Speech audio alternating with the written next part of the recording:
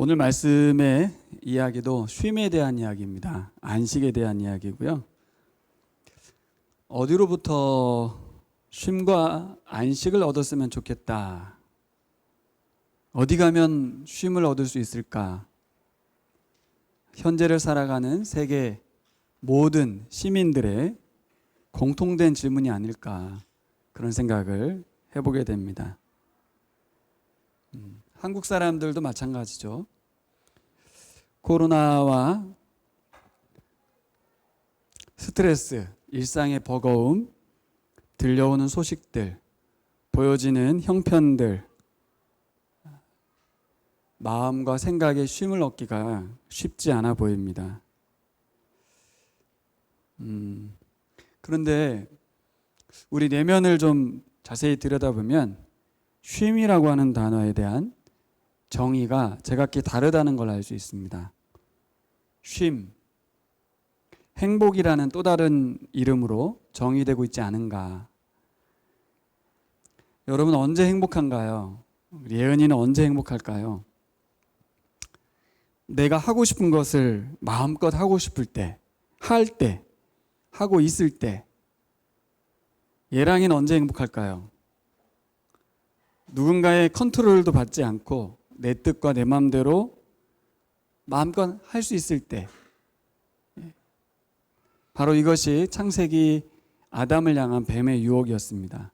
너 하고 싶은 대로 해. 누구의 통제도 받지 마라. 근데 사람은 그것으로 행복함을 느끼기는 한다고 합니다. 그것으로 행복함을 느끼긴 하지만 뭐가 없냐면 사랑스러움을 느낄 수는 없다고 말합니다. 파스칼이 팡세에서 이런 말을 했습니다. 오로지 기독교 신앙만이 인간을 행복한 동시에 사랑스럽게 만든다. 이런 말을 했습니다. 예를 들어서 술 취한 사람은 행복합니다. 하지만 그 행복은 금방 바닥을 드러냅니다. 만취한 사람이 주변의 눈총을 피하기란 쉽지 않습니다. 자신의 행복에 갇혀 사는 사람은 행복하지 않습니다.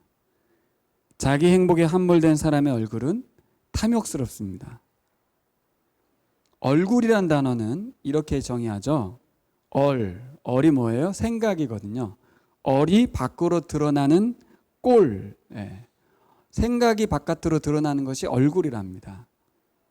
그래서 얼이 밖으로 드러나서 형성되는 꼴이 얼굴이라는 것이죠. 기독교 신앙은 행복과 사랑스러움이라는 두 마리 토끼를 잡는다. 그래서 두 마리 토끼는 원래 못 잡는 걸로 돼 있잖아요. 그렇죠? 그런데 제가 설교 예화를 살짝 살펴보니 두 마리 토끼를 잡는 것이 기독교 신앙이라고 합니다. 잡을 수 있을까요? 어때요? 우리 신의 자매 잡을 수 있을까요? 네, 기독교 신앙은 잡을 수 있다는 거죠. 다른 어떤 것도 행복을 추구하긴 하지만 그것이 사랑스럽진 않대요. 왜? 행복은 자기 행복을 추구하니까 탐욕스러운 얼굴로 드러나게 돼 있고 결국 행복한 동시에 사랑스럽긴 어렵다는 것이죠. 오늘 본문에 나와 있는 에브라임 지파, 야곱의 둘째 아들이었죠. 므낫세와 에브라임. 그래서 북이스라엘은 에브라임이라고 하는 지파로 대변되고 남쪽은 유다라고 하는 지파로 대변돼서 에브라임과 유다 지파의 대결입니다. 그런데 성경은 이렇게 말합니다. 아이고 에브라임의 술 취한 자들의 긍지여. 이 술 취해서 긍지를 갖고 있어요. 어떤 긍지? 자기들이 지금 면류관을 쓰고 있다는 것이에요. 그런데 재앙이 있을 것이라고 말씀하고 있습니다. 술독에 빠진 사람들의 자랑, 즉 그 교만에 대해서, 그 성에 대해서, 그 사마리아 성 에브라임 지파의 그 성에 대해서 재앙이 있을 것이다라고 말합니다. 왜냐하면 사마리아 쪽이 굉장히 기름진 골짜기거든요. 골짜기마다 기름진데 거기를 쳐들어가긴 좀 어려운, 그래서 술독에 빠져버린 사마리아 이야기를 하고 있습니다. 굉장히 찬란한 것 같고 잘 나가는 것 같은데 성경은 뭐라고 하냐면 쇠잔에 가는 꽃 같다. 그 성에 재앙이 있을 것이다. 이렇게 말하고 있습니다. 북이스라엘의 수도 사마리아는 향락의 메카였습니다. 그들이 쌓은 재물은 그들을 교만하게, 아주 거만하게 했습니다. 기름진 골짜기는 그들의 눈을 가리고 말았습니다. 이스라엘은 행복하지만 그 모습이 결코 사랑스럽지는 않았습니다. 우리는 자기 감정, 자기 선택, 자기 주체성 등 온통 자기로 가득한 기름진 골짜기 같은 사마리아 같은 사람들입니다. 우리 안에서 탈출이 필요합니다. 다른 길로 가야 될 줄 믿습니다.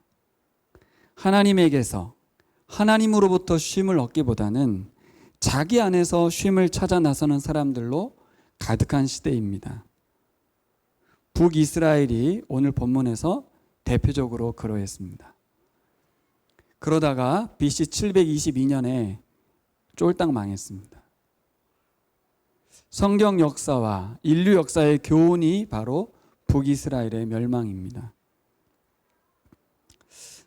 근데 오늘 본문은 북이스라엘을 향한 메시지인 것 같지만 남유다를 향한 메시지거든요.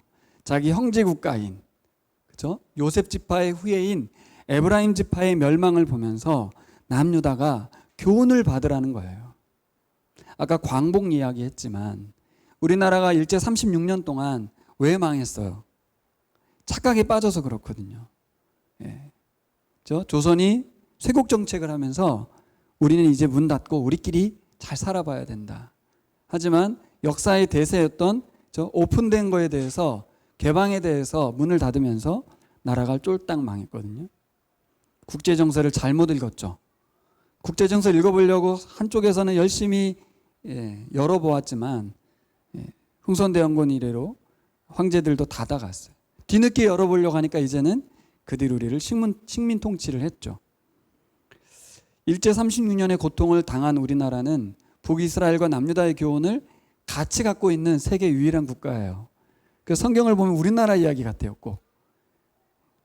그런데도 그 역사의 교훈을 듣지 못하는 건 남유다나 남한이나 비슷한 것 같아요. 그렇죠? 남유다도 남한도. 우리나라가 세계 경제 12위 이런 대국 이야기를 하는데 여전히 우리는 배고프고 남을 섬기고 베풀기보다는 여전히 국민들은 정부를 향하여, 온 세계를 향하여 초인류 국가에 대한 어떤 열망과 야망의 얼굴이 탐욕스러워요. 감사도 없고 만족도 없어요. 최저임금 이야기만 해도 우리나라의 최저임금은 실제로 다른 나라에 비하면 잘 사는 거예요. 근데 우리는 항상 어디 비유해요? 서구 잘 나가는 나라들과 비교하죠. 하나님께서는 이렇게 교훈을 제대로 받지 못하는 남유다에게 이제 포기하고 그만 말씀하시는 게 아니라 지난주에 어떻게 했죠? 이사야의 옷을 벗겨버렸어요.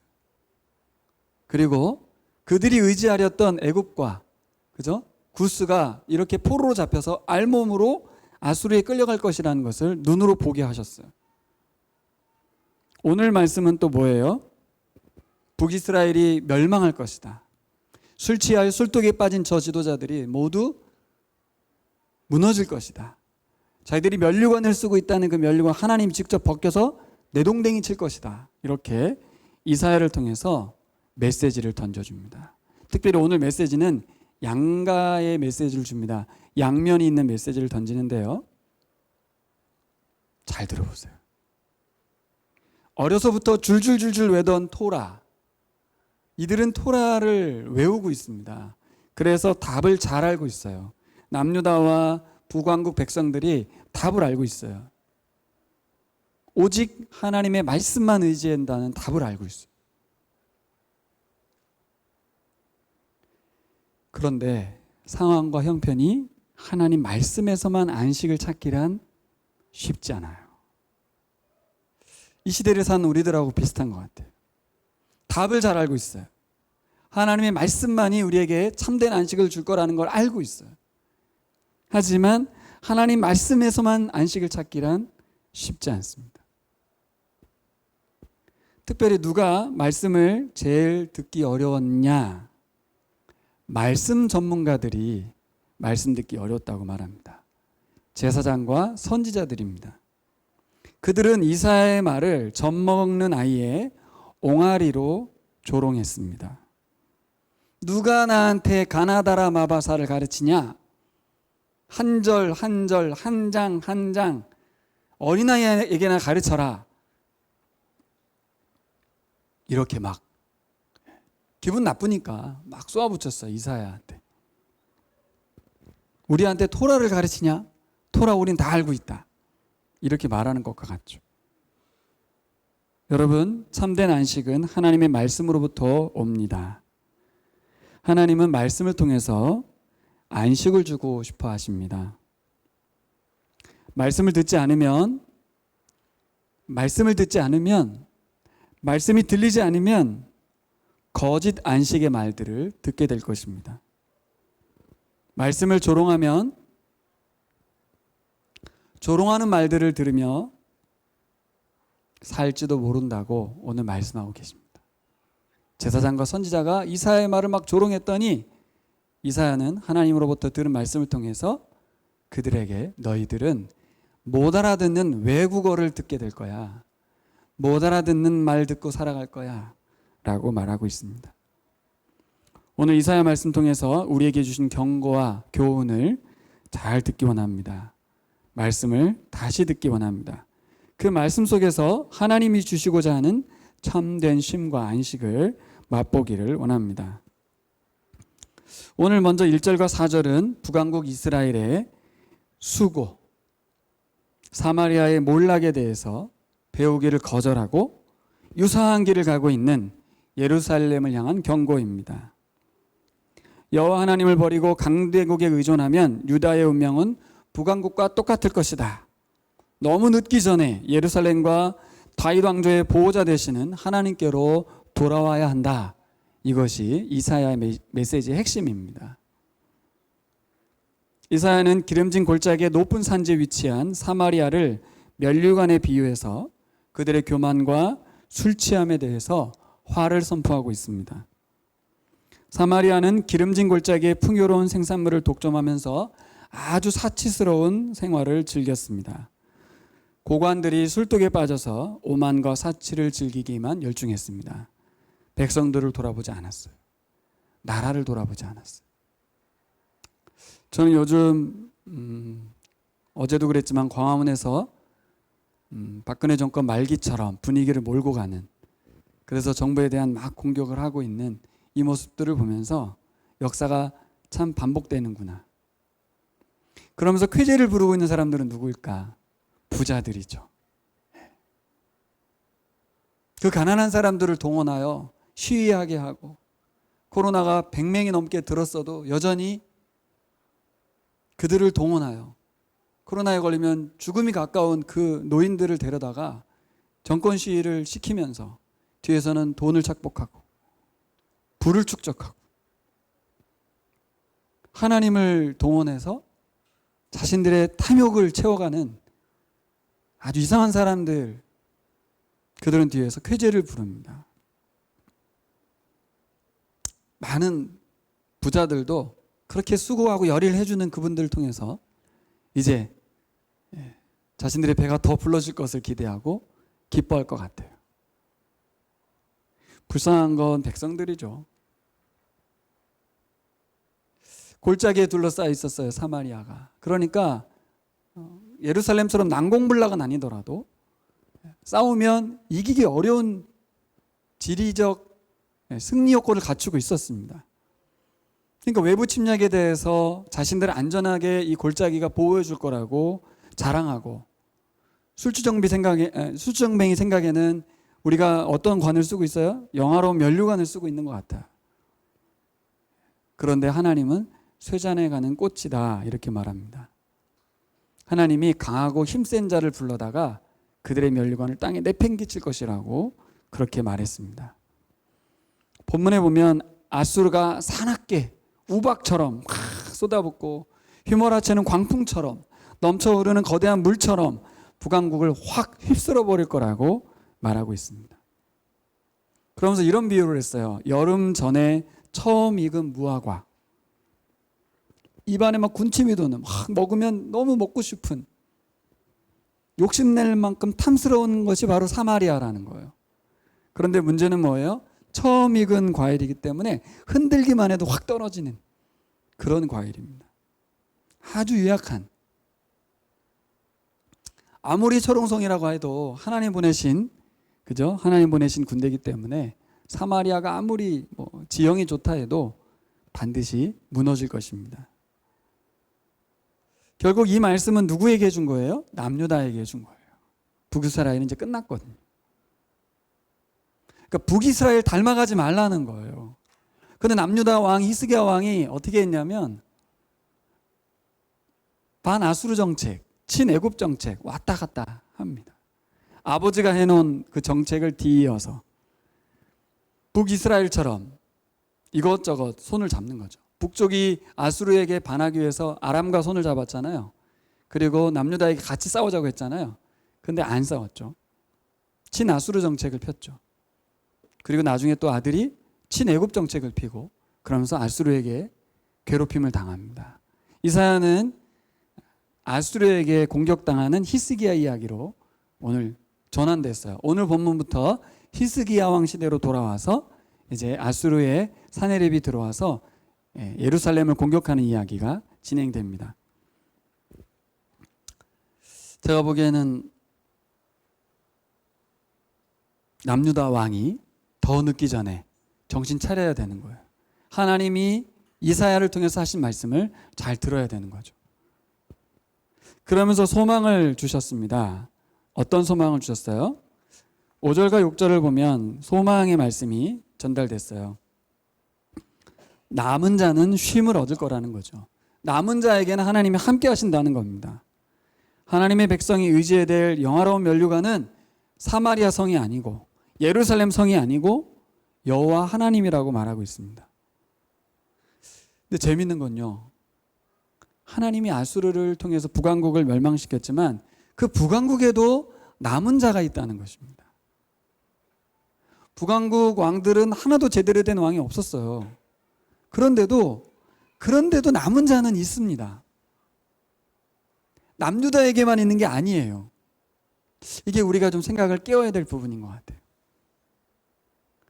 북왕국에도 말씀을 신뢰하고 말씀을 듣는 남은 자가 있다니 고맙지 않습니까? 사실 세상은 교회를 향하여 계속해서 지탄을 하고 있습니다. 이번엔 더 심하죠. 제1자 들어가는 두 교회가 아주 신천지를 뒤따라서 서로 경쟁하고 있어요. 누가 제일인지.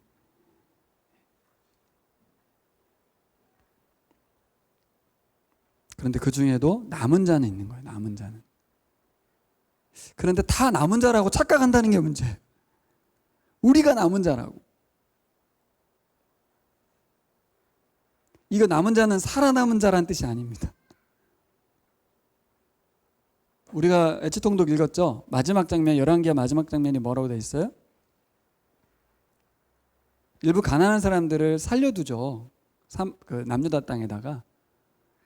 그런 사람들을 살아남은 자라고 하는 게 아니고 포로로 잡혀간 자들이 남은 자거든요. 그러니까 남은 자는 신앙을 지켜낸 자가 남은 자지 살아있는 자가 남은 자가 아니에요. 그래서 그때도 착각하죠. 에스겔서가 그거잖아요. 고국에 있는 사람이 남은 자가 아니고 포로로 잡혀와 있는 이들이 남은 자라는 그 메시지가 에스겔 메시지거든요. 저는 오늘 말씀 중에 이사야 26장 3, 4절 말씀을 같이 보고 싶어요. 같이 볼까요? 26장으로 가보겠습니다. 여러분도 많이 외우고 의지했던 말씀이 여기 나옵니다. 26장 3절 4절 세 번역으로 먼저 읽겠습니다. 주님, 같이 읽을까요? 주님께 의지하는 사람들은 늘 한결같은 마음을 가진 사람들이니 그들에게 평화에 평화를 더하여 주시기 바랍니다. 너희는 영원토록 주님을 의지하여라. 주 하나님만이 너희를 보호하는 영원한 반석이시다. 이 개역성경에 우리가 유명한 말씀이에요. 주께서 심지가 견고한 자를 평강하고 평강하도록 지키시리니 이는 그가 주를 신뢰함이니이다. 아주 유명한 말씀이죠. 너희는 여호와를 영원히 신뢰하라. 주 여호와는 영원한 반석이심이로다. 이런 사람들은 어떤 사람들인가요? 어떻게 이런 신실한 믿음의 사람들이 될까요? 이런 사람 되려면 시간이 오래 걸릴까요? 어떤 노력을 좀 경주해야 될까요?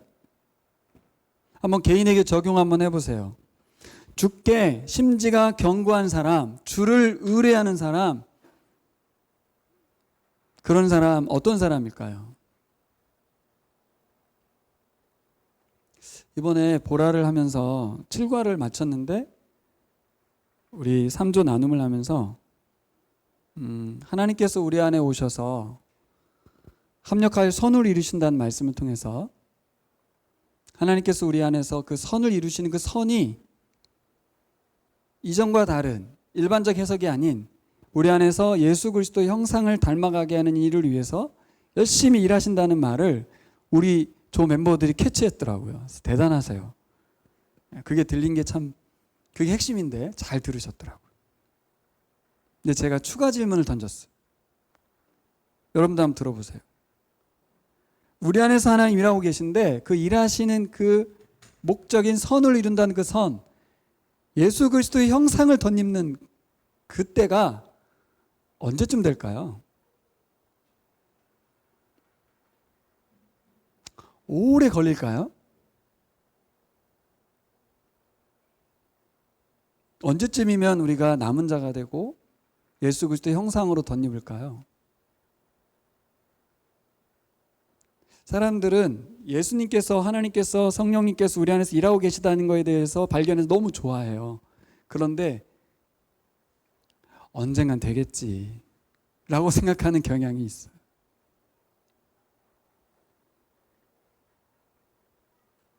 분명히 하나님 일하신다는 것에 대해서 감사는 한데 내가 되려면 아직 멀었어. 언젠간 되겠지. 하나님 일하시면 라고 하죠. 그래서 교회에서 예전에는 신학적으로 이렇게 가르쳤습니다. 예수님 믿고 중생을 얻어서 칭의 중생, 성화, 영화 이렇게 배웠어요. 그래서 성화의 과정이 있고 끝에 영화가 있다라고 배워서 시간이 걸리고 시간이 지나면 미래의 어느 날 우리가 예수 그리스도의 형상을 덧입을 거라고 믿고 있어요. 이것이 가지고 있는 문제는 뭐냐면 오늘은 안 된다는 거고 내일도 안 되고 언제 될지도 모르는, 그러다 보니까 우리는 연약함을 무기 삼게 되고 하나님의 일하심도 항상 미래에만 일하실 것 같고 그렇다는 거죠. 복음이란 건 딴 게 아니에요. 예수님을 믿는 그 순간 우리는 영화롭게 되었다라고 말합니다. 이것을 어떻게 이해해야 되냐면 성령님이 우리 안에 임재한 그 자체로 예수님과 연합된 거예요. 그걸 우리가 영광을 얻은 거예요. 영화롭게 되었다는 건 거룩하게 하게 되었다는 거거든요. 우리를 하나님의 자녀로 회복시켰다는 완료형으로 말하고 있어요. 우리는 뭔가 노력해야 되고 힘써야 될 것 같은 착각에 빠지기도 하고요. 혹은 하나님이 언젠간 우리를 끌고 가시겠다라고 생각하는 차이를 두지만 성경의 복음은 그게 아니라는 거예요. 넌 이미 하나님의 자녀라는 거고 하나님이 사랑은 네가 회개한 그 순간부터 시작된 것이 아니고 창세전부터 시작됐다는 것이고 예수 그리스도가 오심으로 모든 것이 완성되었다는 게 복음의 핵심이거든요. 이것을 무엇으로 누립니까? 믿음으로 누리는 거예요. 믿음으로. 하나님이 남유다를 살려주시고 남유다를 위해서 번성케 해주면 그때 하나님 살아계신 게 아니라 여전히 하나님 살아계시고 이스라엘과 함께하고 계시다는 것을 놓치지 않아야 되는 거죠. 그게 남은 자들의 믿음이에요.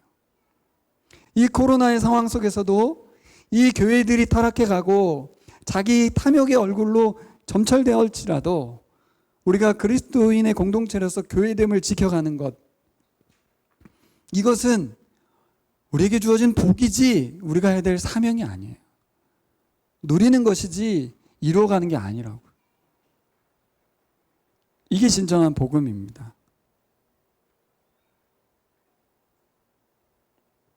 여러분 이 말씀을 바꿔보세요. 주님께 의지하는 사람들은 늘 한결같은 마음을 가진 사람들이니 그들에게 평화를 더하여 주시기 바랍니다.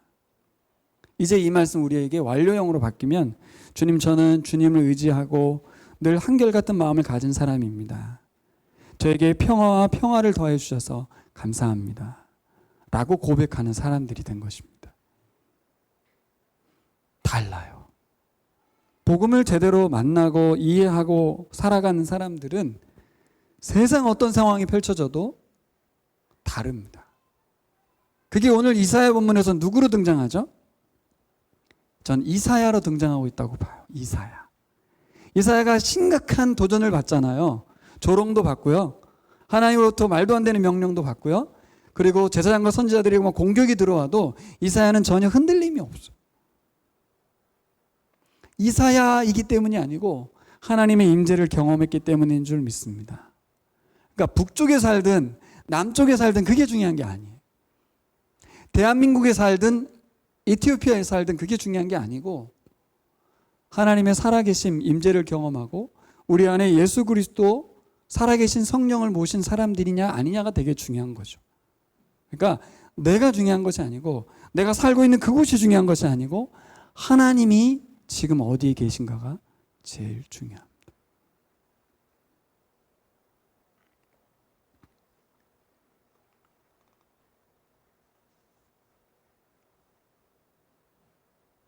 여러분, 우리가 가진 안식, 쉼이 환경과 상황에 의해서 온다고 세상은 시끄럽게 떠들어대고 있습니다. 하지만 성경은 뭐라고 말하냐면 북이스라엘에도 남은 자는 있었다. 그들은 여전히 하나님의 임재를 경험하고 하나님을 예배하는 자로 살았다. 이것은 뭔가 믿음을 지켜내고 인내했다라는 말로만 받아들이지 마시고 그 엄청난 압박과 상황, 나라가 멸망하는 가운데서도 하나님의 은혜 가운데에서 샬롬을 누리며 살았다는 이야기가 되는 거예요. 이사야가 겉으로 보면 굉장히 불쌍한 인생이지만 모든 상황 가운데서도 그는 하나님의 영이 충만한 자로 살아냈다는 거죠.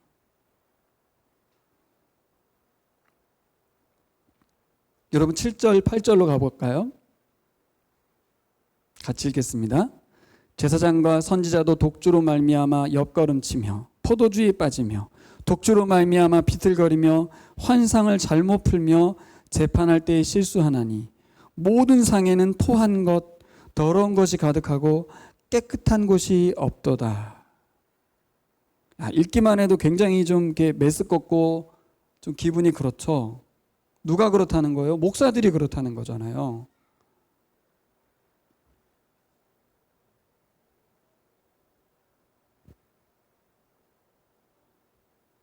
너무 슬퍼요.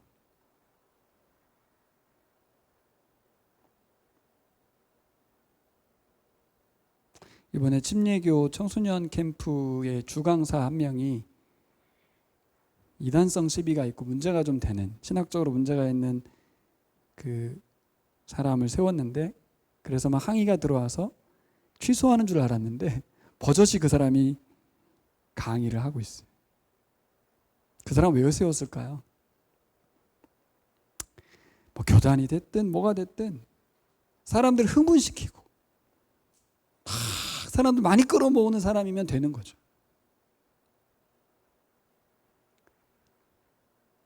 정말 안타깝고 불쌍합니다. 여러분, 이제 우리는 큰 것에 대해서 주눅드는 그런 우리 신앙을 내려놓길 원합니다. 그렇게 뭐 굳이 무시할 필요는 없지만 그것이 위축될 이유도 하나도 없는 것 같아요. 교단에서 하는 일이니까 괜찮겠지. 전혀 그렇지 않아요. 많은 사람들이 그 사람은 아니다라고 말해도 뒤에 돌려서 딱 세워서, 왜 그 사람은 어떤 확신이 있어요? 이 사람이 우리 청소년들에게 귀한 말씀을 잘 전해줄 거라는 확신이 있는 거죠. 뭐 광화문의 이야기는 하지 않도록 하겠습니다.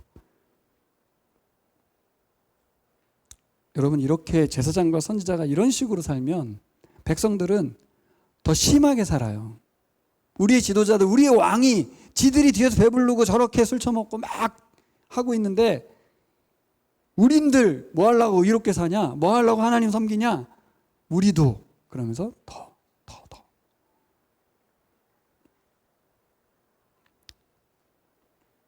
여러분, 예언자는 잘못된 선포로 나라를 멸망으로 이끌고 제사장은 잘못된 판결로 무죄한 자의 피를 흘리게 하고 하나님의 뜻을 대변하는 사역자들이 술에 취해서 환상을 보고 판결을 내려요. 제대로 된 이성도 아니고 잘못된 환상 보고 판결을 내리는 시대가 되었다는 거예요. 근데 문제는 뭐예요? 자칭 타칭 자기가 전문가라는 거예요. 전문가가 문제예요. 그러면서 이사야한테 열을 받았어요. 이사야의 조롱, 자존심이 팍팍 긁히니까 이사야의 말을 패러디해서 역으로 조롱하죠.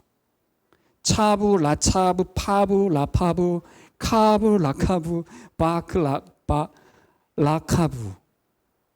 세번역은 번역을 이렇게 했어요. 근데 개역개정판 이렇게 안 했어요. 히브리어 그대로를 실었어요. 가나다라 마바사 그거예요. 그냥. 자칭 전문가들의 귀에는 이사야의 선포가 어떻게 들렸다는 거예요? 차부, 라차부, 파부, 라파부 이렇게 들렸다는 거예요. 뭐예요? 어린아이에게 알파벳 가르치는 것 같은 그런 느낌? 굉장히 기분 나쁘죠. 우리 이세호 선생님한테 파닉스를 제가 가르친다면 잘 배우시겠죠?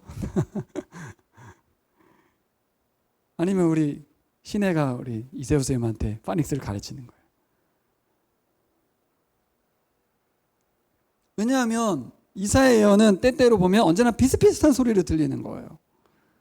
때로는 이렇게도 말하고 저렇게도 말해요. 이사야 예언 잘 보세요. 심판 예언하다가 뭐 얘기해요? 구원 예언하잖아요. 뭐 심판받는 데다가 뭐 구원받는 데다가 하나도 안 들리는 거예요. 왜 이렇게 이사야는 했던 말 또 하고 심판 얘기했다 구원 얘기하고 왜 그런 거예요? 말씀 듣는 사람들의 완악함을 꼬집는 거죠. 10번을 말해도 못 들었다. 그러니까 100번을 말씀하시는 거예요. 100번을 말씀해도 안 들어. 그러니까 어떻게 해요? 1000번을 말씀하시는 거예요. 하나님 대단하시죠? 이걸 통해서 뭘 말씀해요? 너희들이 얼마나 완악한 줄 아느냐. 두 번째는 뭐예요?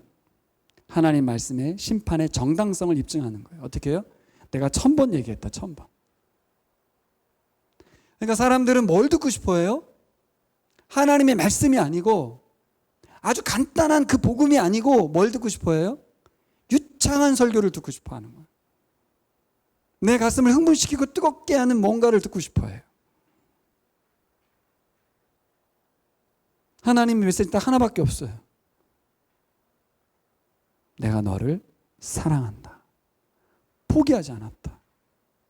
내가 출애굽기 19장에서 말했던 이 이스라엘을 제사장 나라로 세워 온 열방에 복의 통로로 삼고 싶다는 그 말씀을 절대 포기하지 않았다. 메시지는 항상 똑같았어요. 그런데 왜 이사야서는 이렇게 길죠? 하도 안 들으니까 이렇게도 말하고 저렇게도 말하고 저렇게도 말하는 거죠. 그런데 내용은 거의 비슷하죠. 그 듣는 사람들이 어떻게 들려요? 아주 짜증나게 들리는 거예요. 했던 얘기 또 하고 또 다른 얘기하고 왜 얘기는 똑같은데 안 들리는 거죠. 저는 마태복음에 우리 옛날 임철 목사님이 매일성경에 해설 붙였던 제목이 생각이 났습니다. 하나님의 말씀은 그렇습니다. 하나님의 말씀은 우리 밭의 정체를 드러냅니다. 그냥 우리가 막 뭘 찾아낼 필요도 없어요. 그냥 말씀이 뿌려지면 그 말씀은 우리 밭이 어떤 상태인지를 그대로 드러낸다고 말했어요.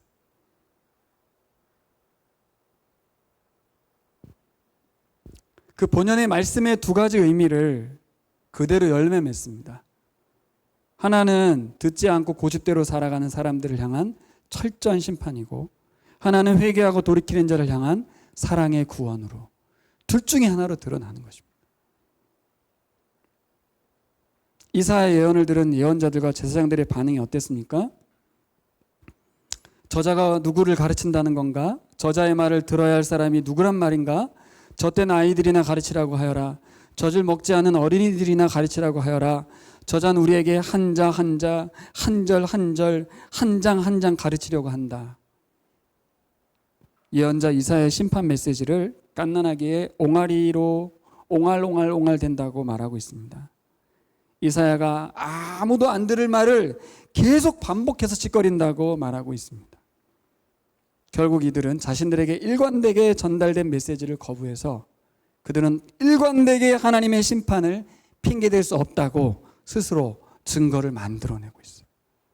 우리는 계속 하나님의 심판을 받아야 합니다 라고 말하는 것이죠. 결국 이들이 원하는 대로 아수르의 언어를 듣는 심판의 때가 올 것입니다. 바벨론의 언어를 듣는 심판의 때가 올 거예요. 안식을 제안하신 하나님의 말씀을 이방의 언어처럼 들었던 예언자들이, 제사장들이 이해할 수 없는 말로 떠드는 아수르 왕, 바벨론 왕의 말을 들어야 하고 그 말을 들으며 괴로워해야 될 줄 믿습니다. 들어도 들을 수 없는 날이 올 것이고 말씀을 들을 기회가 전혀 없는 시련의 때가 올 것입니다. 우리에게 적용하면 어떻게 해야 될까요? 우리가 말씀을 듣는 사람인가 안 듣는 사람인가를 생각할 필요는 없어요. 그냥 말씀이 우리를 드러내니까. 우리가 복음에 반응하는 사람들이라면 이 안타까운 상황에서 이사야의 위치에 서야 할 것입니다.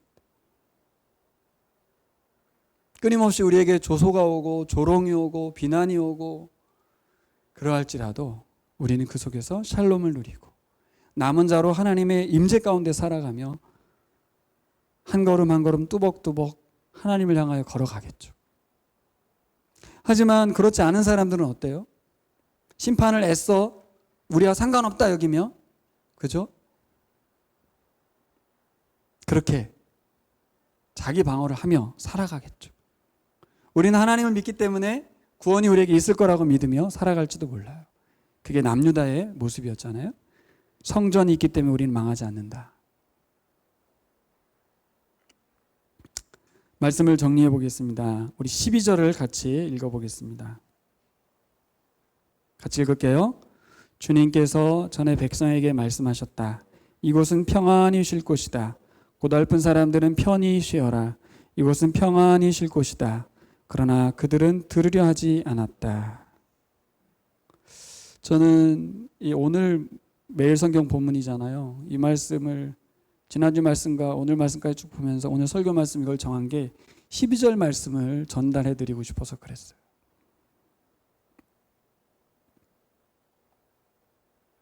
하나님이 이렇게 말한 적이 있다는 거죠. 하나님은 우리에게 복음을 전해 주셨어요. 복음 안에 참된 평안의 장소가 있고 고달픈 사람들은 복음으로 예수 그리스도 안에서 편히 쉴 수 있고 이곳이 바로 이 시대 모든 사람들이 찾고 있는 쉼터라는 곳이에요. 거기가 어디예요? 예수 그리스도. 그렇죠? 그분의 생명이 숨쉬고 있는 하나님의 말씀이죠. 하나님의 꿈은, 비전은 남유다에게 참된 안식과 안식을 선물로 주는 것이었습니다. 심판이 아니었어요. 그런데 그들의 착각은 뭐냐면 무슨 큰 노력과 열심을 통해서 안식이 얻어진다고 생각했어요.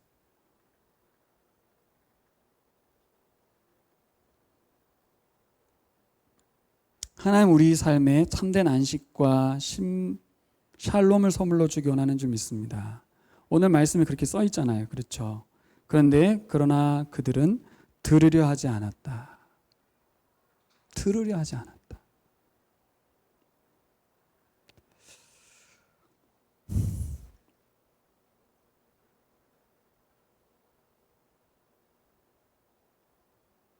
북왕국에도 유다에도 남은 자들에게는 말씀이 들렸습니다. 그 험난한 세월에도 하나님 주신 안식을 맛보며 살았습니다. 로마 황제의 강력한 압박과 핍박, 압제 속에서도 교회는 여전히 안식의 공동체였습니다. 이번 주에 이것을 저는 묵상했습니다. 보는 것도 보기 싫고 이 상황이 계속 반복되는 것도 싫고 다 싫은데 로마 황제의 핍박 속에서 교회는 어떻게 살았을까? 이 생각이 많이 들었어요.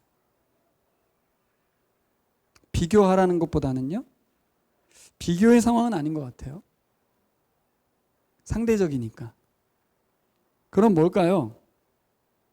북왕국의 상황에서도, 남유다의 상황에서도, 초대교회의 로마의 압제 속에서도 이 시대의 자본주의의 어떤 핍박과 유혹과 이런 위기 속에서도 하나님 말씀이 주는 안식이 분명하다는 거예요. 초대교회도 그랬을 것 같고 북왕국과 남유다의 남은 자들도 그랬던 것 같아요. 하나님을 믿고 신뢰하며 예배하며 그 속에서 참된 안식을 얻으며 살았던 거죠.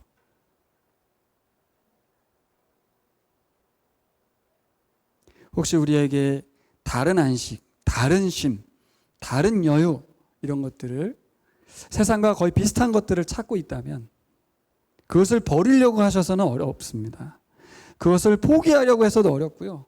나를 죽이려고 해서도 어렵습니다. 어떻게 하면 돼요? 말씀에 거해보는 거예요. 신뢰를 하나 느꼈는데 지난주에 요즘 이제 통독이 많이 이렇게 해이해졌잖아요. 저도 해이해졌어요. 그래서 317을 우리 수아랑 같이 읽어가야 되는데 너무 많은 거예요. 부담되고. 읽어가는 저도 우리 수아가 읽다가 힘들면 어떡하지? 이런 우려가 있는데 읽다 보니까 재밌는 거예요. 읽다 보니까 내용이 더 들어오고 질문도 들어오고 빠지게 되더라고요. 별거 아니에요, 사실. 그냥 읽다 보면 그 말씀해 주는 평안과 안식이 느껴지더라고요. 근데 읽기 전에는 이거 언제 다 읽냐, 이거 읽다가 지루하겠다 이런 생각을 하게 되더라고요. 큐티도 그런 것 같고 성경 읽는 것도 그런 것 같고 말씀을 듣는 시간도 그런 것 같아요. 그죠, 일람 집사님? 지난주에 와서 열심히 성경 읽고 기도하고 가셨어요. 요즘 우리 교회에서 가장 뜨거운 분이세요. 우리 사모님이 와서 말씀해 주시더라고요. 일람이가 기도하러 왔더라고. 그래서 얼마나 행복해 하시는지. 여러분 각자의 샬롬을 맛보시고요. 또 옆에 있는 분들이 안식과 샬롬이 없어 보인다면 우리 같이 성경 읽자. 줌 키시고, 줌 24시간 되잖아요. 제가 알려드렸잖아요. 그렇죠? 같이 앉아서 성경 같이 읽어요. 그냥 시간 정해서. 그러면 되죠. 그렇게 승리하신 여러분 되시기를 예수님의 이름으로 축원합니다. 예.